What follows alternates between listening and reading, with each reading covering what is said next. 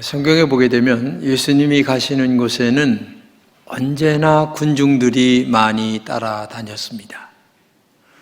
따라다니는 그 군중들은 대부분이 몸이 아픈 사람, 또 마음이 아픈 사람들이었습니다. 몸과 마음이 아프다라고 하는 것은 내가 얼마나 어려움에 처했나라는 증거를 우리에게 말하고 있는 거죠. 인간이 살아가는 곳에는 이렇게 절박한 일들이 수없이 많이 있습니다. 예수님이 계셨던 그때나 지금이나 별반 차이는 아마 없습니다. 특히 고통이나 죽음과 마주할 때 그렇습니다. 인간의 삶이라는 것은 정말 짧은 순간이기 때문에 그렇습니다. 인간들이 살아가는 삶 속에 희노애락이라고 하는 이것은 그렇게 길은 것이 아니에요. 기쁨도 길은 것도 아니고 고통도 그렇게 길은 것도 아닙니다. 정말 순간처럼 지나가는 것들입니다. 인간이 고통이나 허무한 죽음에 대면할 때에 순간에 이 헛헛한 마음들 극도로 증폭이 되죠. 존재의 바닥마저 꺼져버리는 그런 순간처럼 참 인간의 삶이라는 것은 너무나 허무한 것이 인간의 삶이다. 인간을 순간을 넘어서는 그 시간, 그리고 그런 그 영원의 시간을 갈망하는 것이 인간이지만 그 시간이라고 하는 것 자체가 그렇게 길은 게 아니에요. 어제 생명이 붙어 있나 했더니 오늘 생명이 끝나는 인간도 있고, 아니 금방 끝날 것 같은 생명인데도 계속 붙어 있는 생명도 있고, 우리 앞날이라고 하는 것은 그 아무도 모르고 살아가고 있을 뿐입니다. 그때 인간은 한 가지 희망을 요구합니다. 치유라는 희망을 하나님 앞에나 나름대로 자기 신들에게 요구하고 있죠. 또 그것을 다른 말로 얘기하면 구원이라는 이름으로도 갈망하게 됩니다. 문제 해결을 갈망하는 것이 우리 인간의 존재라는 얘기입니다. 그렇기 때문에 그 능력이 있다, 아니면 용하다, 또 의사가 잘 고친다, 그런 분들이 계시면 거기에 인간들은 몰려들게 된다는 얘기입니다. 오늘 본문에 예수님의 뒤를 따르는 군중들이 너무나 많아서 밀쳐서 엉키고 엉켰습니다. 그 속에 한 여자가 있었습니다. 그 여자는 무려 12년 동안 하혈을 하는 혈루병에 앓고 있었습니다. 나이가 40살이라면 20대 후반부터 하혈을 했는데 12년 동안이라는 것은 그렇게 짧은 시간이 아니죠. 얼마나 많은 고생을 했나를 우리가 알게 됩니다. 지난 수요일 조선일보 기사입니다. 지난해 2월 13일 날 그 어린아이를 낳습니다. 이름이 조은별 씨인데 그만 이 아들이 태어난 지 8일 만에 혈루병이라고 하는 병을 앓게 됩니다. 근데 얼마 안 되는 짧은 시간에 이 병을 발견했는데, 이 혈루병은 일주일에 2번 정도는 응고제, 피를 응고시키는 그 주사를 맞는데 손등서부터 시작해서 발등까지 온몸 어디든지 주사를 놨는데 이 아이가 얼마나 간호사가 오면 놀라는지 정말 깜짝깜짝 놀라다가 나중에는 할 수 없이 이 혈관이 없으니까 여기 목에 가장 큰 혈관을 찾아서 놓는데 아이가 발버둥 치는 그 사진을 이렇게, 그리고 멍든 사진을 올려놨는데 너무 가엽다고 하는 생각이 마음에 제가 들었습니다. 혈루병은 정말 고통스러운 질병입니다. 그래서 시간도 때도 없이 하혈을 하는 그런 병입니다. 오늘 본문은 여인의 고통을 이렇게 말하고 있습니다. 26절입니다. 여러 의사에게 보이면서 고생도 많이 하고 재산도 다 없앴으나 아무 효력이 없었고 상태는 더 악화되었다. 자, 이 말씀을 조금 더 쉽게 설명하면 이렇습니다. 여러 의사에게 보였다. 용하다는 병원 다 가봤습니다. 청주에 용하다는 병원 다 가봤고, 서울에 서울대병원, 세브란스 병원, 삼성병원 안 가본 데 다 가봤어요. 근데도 병은 점점 더 악화되어 갔다. 당신의 병은 고칠 수 없습니다. 라는 말을 들었을 때에 이 절망감이라고 하는 것이 얼마나 컸을까. 또 하나 고생을 많이 했습니다. 이 병원 저 병원 다닌다는 그 아픈 몸을 이끌고 다닌다는 그 생각해 보세요. 얼마나 고생을 많이 했나. 가히 짐작이 가죠. 저도 병원 많이 다녀봤지만은 정말 고생 많이 한 여인입니다. 돈도 많이 허비했습니다. 병원 갈 때 공짜 해주는 데 있습니까? 아닙니다. 갈 때마다 돈 다 들어갔습니다. 아마 제가 생각하기에는 아마 돈도 많이 빌려 쓰지 않았을까? 여기에서 돈 빌리고 형제들에게 도움을 요청하고 얼마나 많은 아픔과 그러다 보니까 절망만이 이 여인 앞에 가득했을 거예요. 그런데 더 둥하여졌다 이렇게 얘기합니다. 한마디로 얘기하면 이 병은 저 병은 다 다녔지만 여인은 죽음의 압박감에 절망만 더해갔다.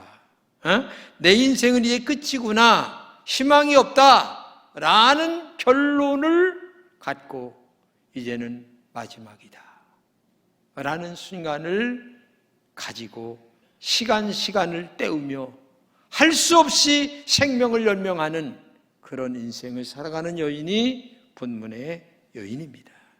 그런데 이런 죽음 앞에 둔 여인에게 희망이라고 하는 소문이 들려왔습니다. 본문 27절입니다.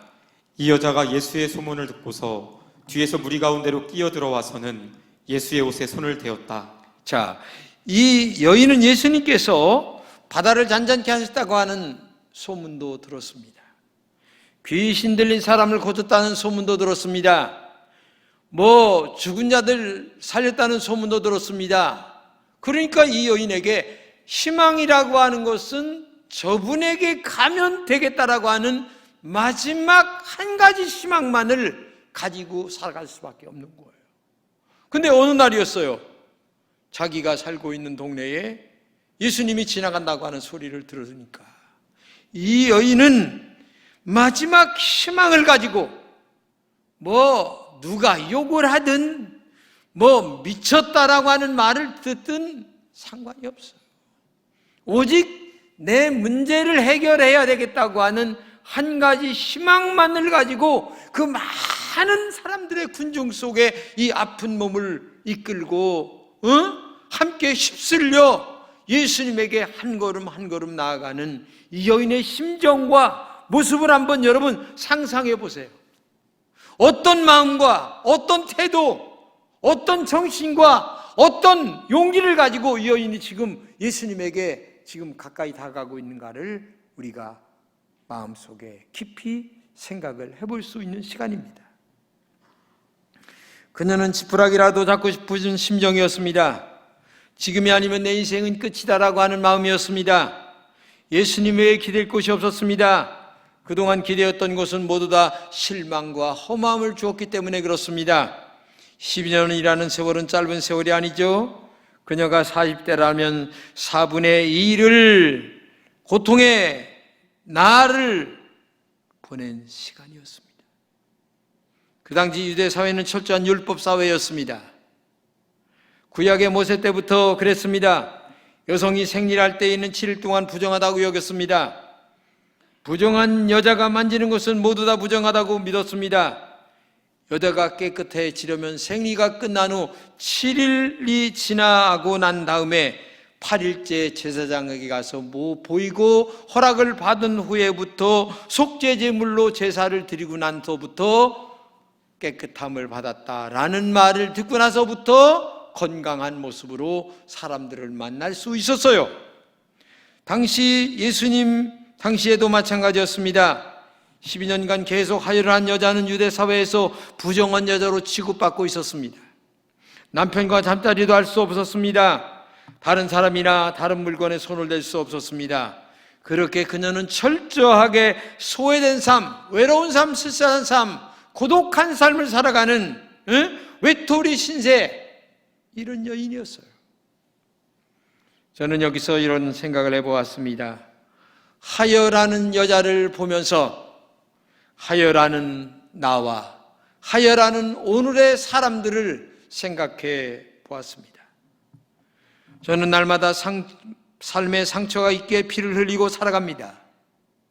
마음의 아픔과 눈물 때문에 오늘도 어제도 그제도 눈물을 흘리며 기도하지 않을 수가 없습니다. 깊은 상처에는 더 오래 피가 흐르는 것입니다. 마음의 아픔 속에 더 많은 피가 흐르고 있었습니다. 그런데 오늘 이 여인은 10년 아니 20년이 지나도 피가 멈추지 않는 것입니다. 그때마다 우리는 나름대로 처방을 찾으려 하는 것이 인간의 본능 아니겠습니까?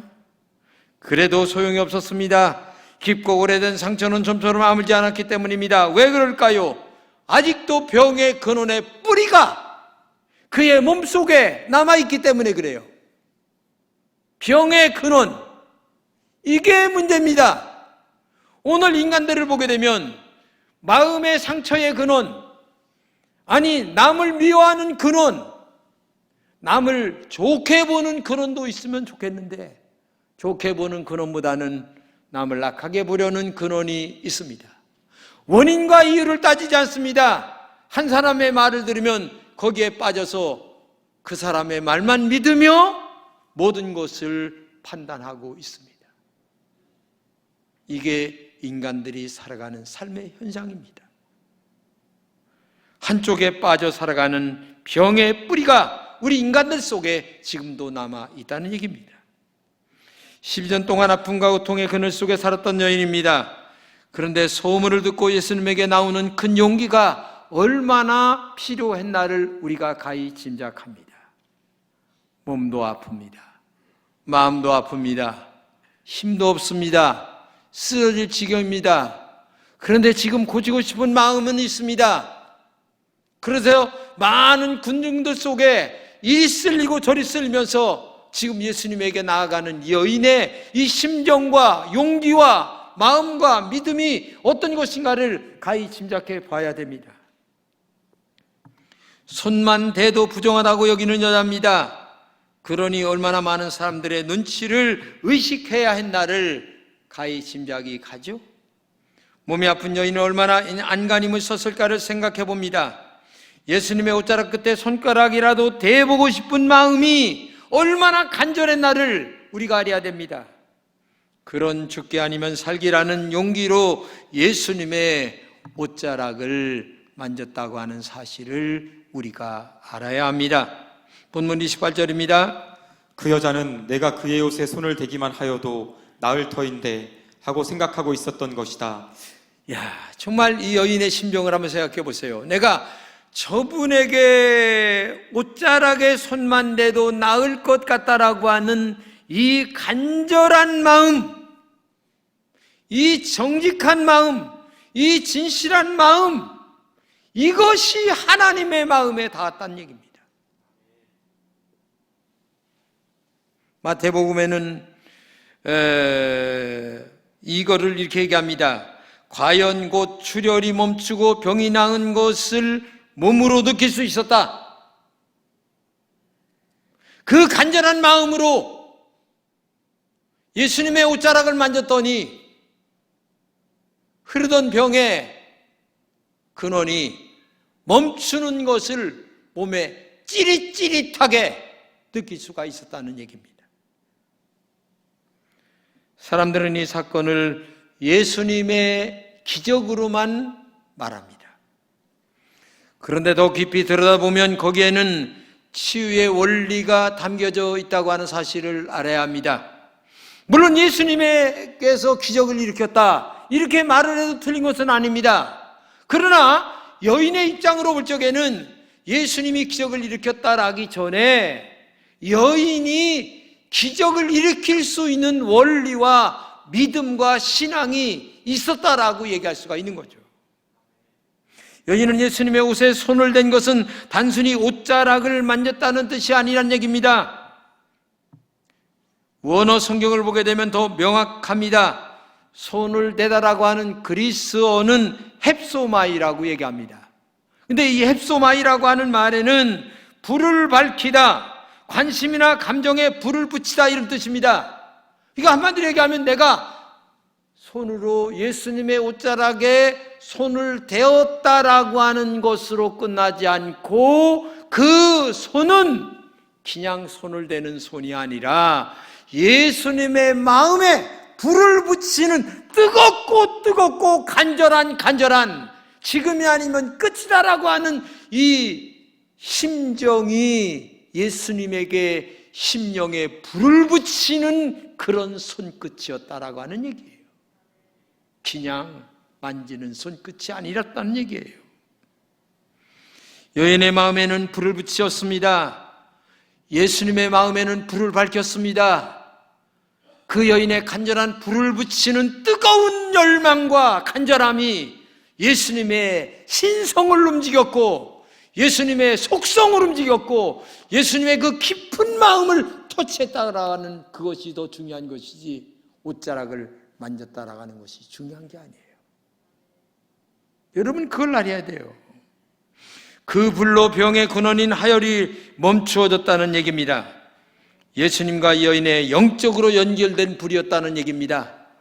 손과 손이 맞다는 것이 아니라 영과 영이 연결됐다는 얘기입니다. 불과 불이 맞닿았다는 얘기입니다. 저는 갈릴리 호숫가에 일어난 이 광경을 조용히 눈에 떠올리면서 서너 번 제가 갈릴리 바닷가를 갔을 때를 생각하면서 이 사건과 연결지어 생각해 봤습니다. 여자가 손을 댄 것은 옷자락이 아니었습니다. 직물로 짠 옷자락을 만졌다고 해서 마음에 불이 켜지는 것은 아닙니다. 그렇다면 이 여인이 손을 댄 것은 예수님의 옷자락에 손을 댄 것이 아니라 예수님의 속마음을 터치한 것입니다. 예수님 안에 있는 하나님의 신의 속성을 만진 것입니다.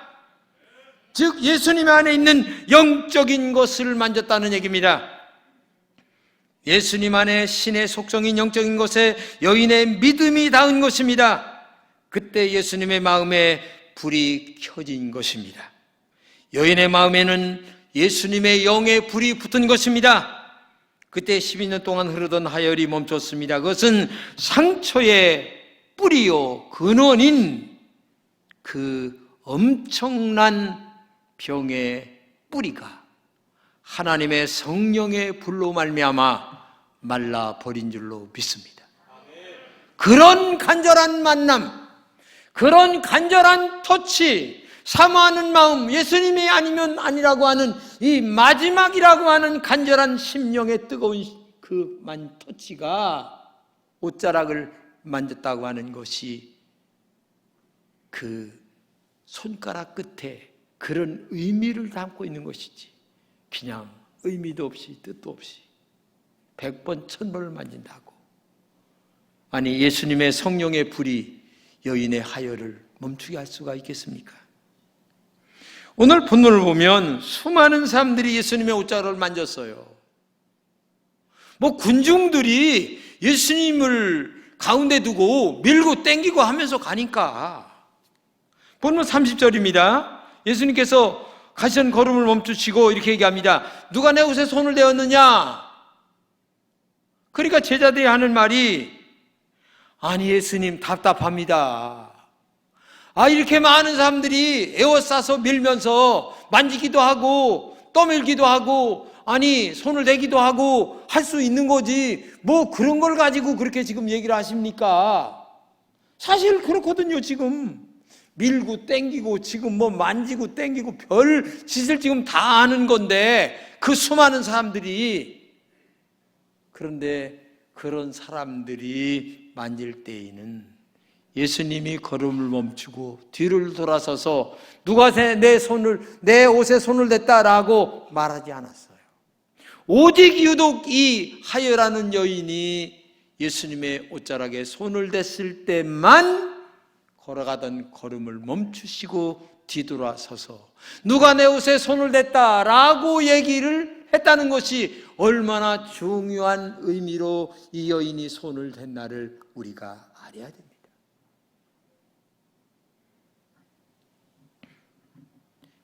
너무나 많은 사람들이 예수님의 옷자락을 만졌지만은 그때의 예수님의 능력이 나타나지는 않았습니다. 유도 혈루증 여인이 만졌을 때만 누가 내 옷에 손을 만졌다고 하신 것입니다. 이것을 보면 예수님이 우리가 어떤 믿음과 어떤 마음으로 예수님 앞에 나오는가를 너무나 잘 알고 계신다는 얘기입니다. 지금 여기 나오신 여러분들이 많이 있어요. 그런데 어떤 마음과 어떤 믿음과 어떤 신앙과 어떤 자세와 어떤 간절함과 어떤 영적인 자세로 지금 나와 이 예배를 참석하고 있는가를 예수님이 지금도 알고 있다는 얘기입니다. 그렇기 때문에 오늘도 수많은 군중들처럼 예배당을 다니는 그러한 종교인들이 돼서는 안 된다는 얘기입니다. 오늘 정말 이 수많은 사람들이 만졌지만 유독 이 여인이 오늘이 내 인생의 마지막이다, 이것이 아니면 나는 끝난다라고 하는 이 간절한 오늘의 종말론적 신앙을 가지고 예수님 앞에 나와 오늘 이 순간도 예수님의 옷자락을 만지는 심정으로 예수님 앞에 나오는 그 마음만이 오늘도 이 말씀의 의미가 여러분의 심령을 터치할 것이고, 그리고 하나님의 영이 여러분들 심령 속에 동행하는 은혜가 있을 줄로 믿습니다. 그렇기 때문에 그런 간절한 마음이 예배당에 나올 때마다 매 순간마다 이것이 점점점점으로 이어져서 우리의 일생을 이어져 갈 때에 그 신앙은 옷자락을 터치하는 그 여인의 마음으로 주님과 동행하는 일평생이 되게 될 줄로 믿습니다. 의미도 없습니다. 믿음도 없습니다. 사랑하는 마음도 없습니다. 오늘 주일이지? 그래서 일주일 내내 한 번 성경 펼쳐보지 못한 그 먼지를 후후 불면서 성경책을 옆에 끼고 100번 나와봐야 예수님 만날 수가 없어요.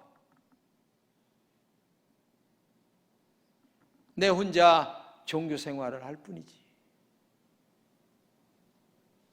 여기 군중들이 그런 사람들이에요. 예수님이 병 고쳤디야, 귀신 물리쳤디야, 죽은 나사로를 살렸디야, 나도 한번 가봐야지. 어떤 분이요?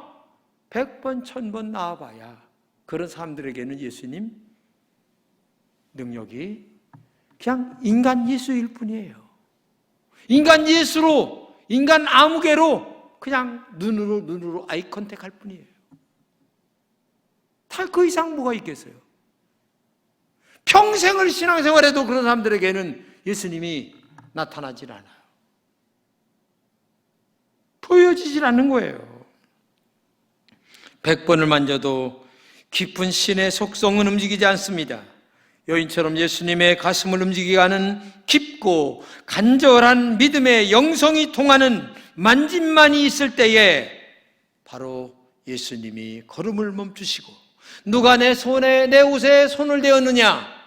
라는 그 질문을 여러분에게도 하실 줄로 믿습니다. 신앙생활은 겉으로 하는 것이 아닙니다. 영으로 하는 것입니다. 깊은 내면으로 하는 것입니다. 우리의 겉은 인간에게 보여지는 것뿐입니다. 그러나 우리의 속사람은 하나님이 보십니다. 하나님이 만지십니다. 하나님이 동행하십니다. 그래서 진정한 신앙생활은 영과 진리로 하는 것입니다. 그런데 안타깝게도 우리는 사람에게 보이려는 마음들이 너무 간절합니다. 하나님보다 사람을 의식할 때가 너무 많아요. 그래서 인간들에게 잘 보이려고 하는 마음들이 너무 커요. 그런 사람은 하나님과 전혀 상관없는 종교 생활일 뿐입니다. 교회를 다닌다고 사람이 변한다고 합니다. 어떤 사람들 그래요. 교회 다니는 사람이 그러느냐?